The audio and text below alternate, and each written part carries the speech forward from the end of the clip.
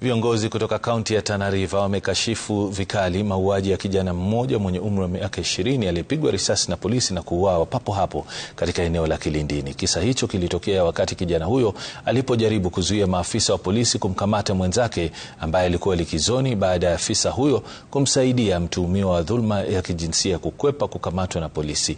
Wakizungumza wakati wa mazishi ya marehemu, mbunge wa Galole Said Hirbai pamoja na mwakilishi wa wodi ya Kinakomba Hamid Babusa walitaka mamlaka huru ya kutathmini utendakazi wa polisi IPOA kuhakikisha uchunguzi unakamilishwa na haki inatendeka.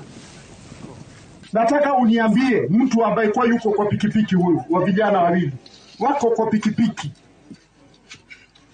ni tishio kwa polisi mpaka atumie bunduki.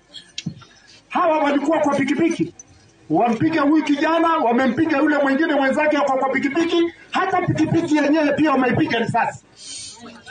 Yani simu ambayo leo inaharibika, kesho inaitengeneza, leo inapotea, kesho na neno ingine inakuwa ina thamani kuliko roho ya mwanadamu.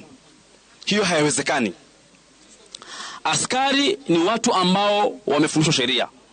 Na kama askari amefunzwa sheria, lazima aonyeshe mwananchi sheria ambayo inafaa itumike. Sasa kilichotushangaza ni hiyo polisi walikuja mapema nyumbani na walipewa hiyo simu kwa uzuri. Baada ya hapo wakarudi saa 3 za usiku, hatukujua kama walikuwa na nia gani. Kwa hivyo muhimu, sisi kama watu wa Kilindini ama sisi kama raia, hatuna imani na hiyo polisi, kwanza ya Majengo, ya Wenje mpaka Hola.